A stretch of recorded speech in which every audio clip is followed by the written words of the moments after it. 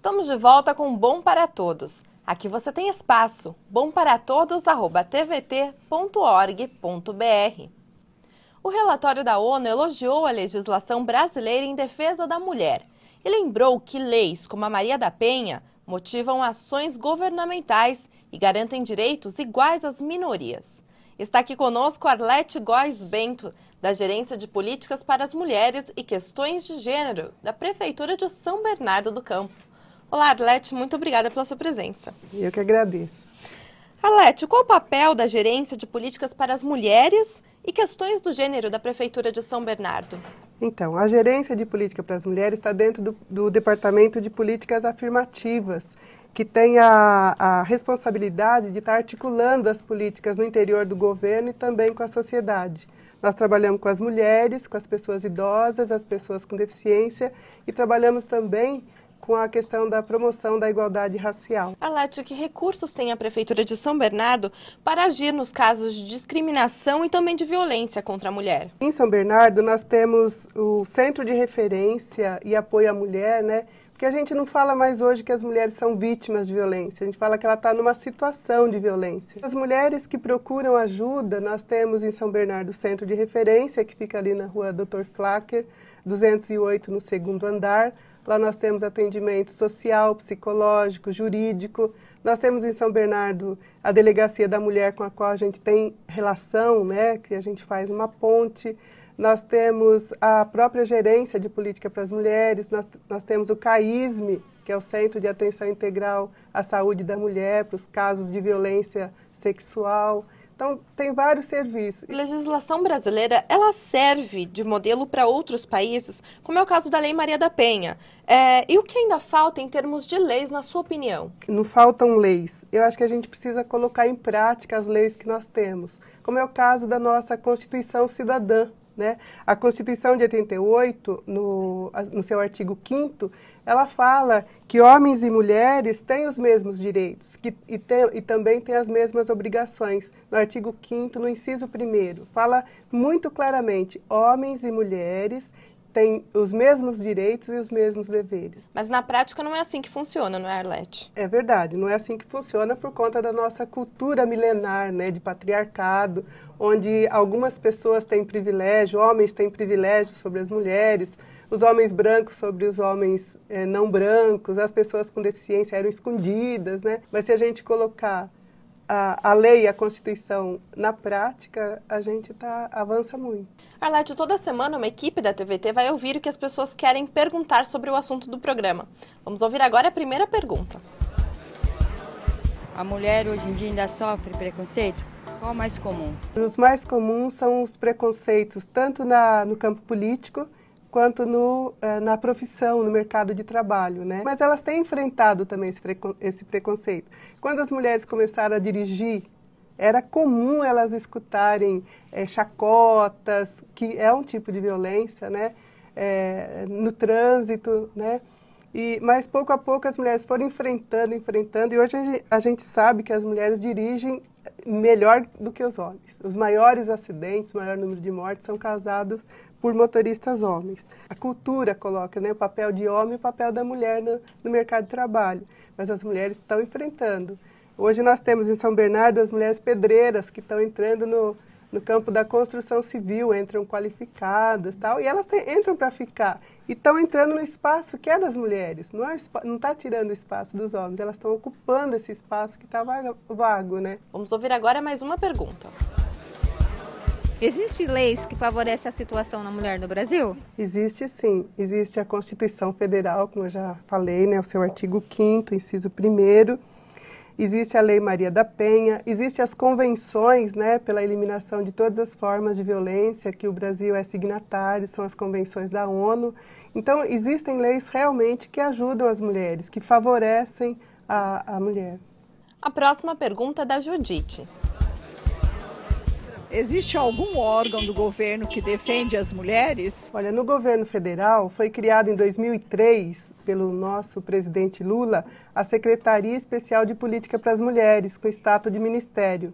Essa secretaria, ela tem a incumbência de estar articulando no âmbito do governo federal e também com os entes federados as políticas para as mulheres, para melhorar a vida das mulheres, para garantir que as mulheres tenham os seus direitos garantidos na prática, né? No âmbito municipal, nós temos aqui em São Bernardo o Departamento de Políticas Afirmativas, que tem 4 gerências, e uma dessas gerências é a Gerência de Política para as Mulheres e Questão de Gênero, que trabalha para favorecer, para empoderar as mulheres, para dar autonomia para as mulheres serem donas da sua vida, donas do seu corpo, e que elas possam estar trabalhando, sendo felizes, né?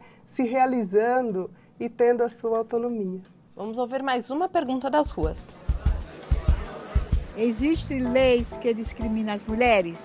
Existem leis que discriminam as mulheres, sim, infelizmente. Nós tínhamos no Código Penal, até pouco tempo, a figura da mulher honesta, né?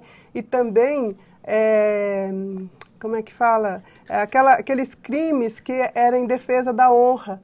Então, as mulheres de vítimas, né, elas passavam a ser as rés, porque em defesa da honra podia até matar, né?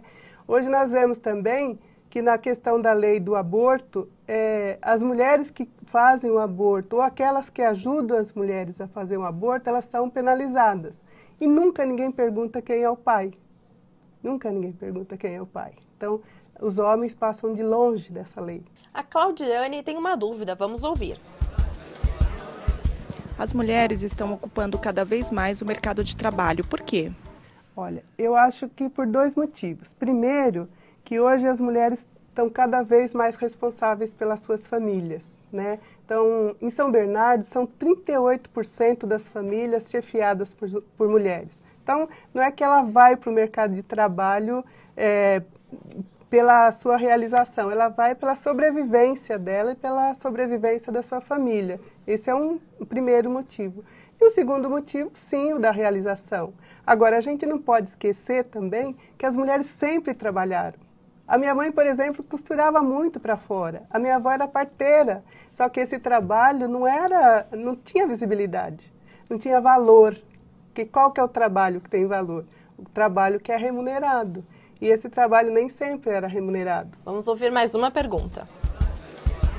Por que mesmo tendo uma presidenta, a participação da mulher na política é pequena? Por conta da nossa cultura, né, que ela coloca lugares específicos para homens e para mulheres. Para a mulher, o mundo privado. E para os homens, o mundo público. As mulheres já são educadas desde pequenas a cuidar do espaço privado. Cuidar da casa, do filho, da filha, né? As mulheres vão aprendendo isso com os jogos, com os brinquedos, com as bonecas, com as panelinhas. Os homens já vão brincar de carrinho, jogar bola na rua, tal, né? E mesmo com a eleição da presidenta Dilma, a eleição dela foi educativa para as mulheres, porque as mulheres realmente elas podem gerenciar empresa, elas podem gerenciar banco, elas podem ser presidenta da República. A próxima pergunta é da Gláucia, vamos ver. Aumentou a participação das mulheres nos movimentos sociais? A base do movimento social é das mulheres. Movimento de moradia, movimento por saneamento básico, por creche, por educação melhor, sempre são as mulheres, são a maioria dos movimentos. Mas quando chega na hora da representação desse movimento, aí fica por conta dos homens. Até por conta dessa divisão mesmo, porque as mulheres têm que cuidar mais da casa, dos filhos, não sei o que, tem mais dificuldade para fazer essas articulações, né? Então, quem acaba ocupando esses cargos de representação são os homens. O Felipe tem uma dúvida. Ter delegacia da mulher não é uma forma de discriminação? Olha, Felipe, só se for uma discriminação positiva, né? Porque as mulheres precisam de ter um espaço para ela poder fazer as suas denúncias, procurar ajuda. Porque nas delegacias comuns é muito comum as mulheres chegarem lá e o delegado perguntar o que ela fez para o marido bater nela, o companheiro, como se justificasse. O que você fez? Que hora que você chegou em casa? Quando a mulher é estuprada na rua, quando ela fala, mas que hora que era? Que hora que aconteceu isso? Que roupa que você estava? Como se isso justificasse aquele ato violento, né? Então, não é uma discriminação ter a delegacia, é uma necessidade. Alete, eu gostaria que você deixasse uma dica para as nossas telespectadoras, para elas se aprofundarem um pouco mais no assunto. Tá. Eu acho que no ponto de vista da violência, eu queria deixar uma dica para as mulheres, para que elas procurem ajuda, para que elas não vivam essa vida de violência sozinhas, né? Sempre é possível contar com a ajuda de alguém. Aqui em São Bernardo nós temos o Centro de Referência e Apoio à Mulher, que fica aqui na rua Dr. Flacker 208, no 2º andar, né? Ou ela também pode procurar essa ajuda ligando para o 180, que é a Central de Atendimento do Governo Federal. Muito obrigada pela sua presença. Eu que agradeço, viu? No próximo bloco, Simoni Mascarenhas vai falar sobre o papel dos movimentos femininos na luta pela igualdade das mulheres. Voltamos já!